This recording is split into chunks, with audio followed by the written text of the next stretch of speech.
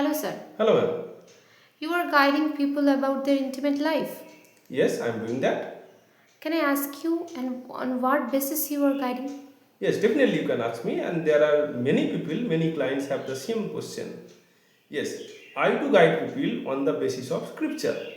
If you read Bhagavad Gita, there is a verse, Dharmo aviruddha bhutesu kamosmi bharatarshava.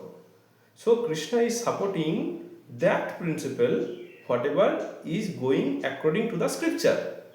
Following that, I am guiding our people, our clients on the same basis. If you read Kama Sutra, there is a verse in the beginning, Dharma Artha Kamebhanama. So it not just talks about Kam, it also talks about religious principles, also talks about economic development. And then there is a verse called, it goes like this, Shastra Prakito Tat. Whatever we have received, that is from the scripture. So I guide all my people as the basis of scripture. So that is my authority. Does this clarify your question? Yes, thank you.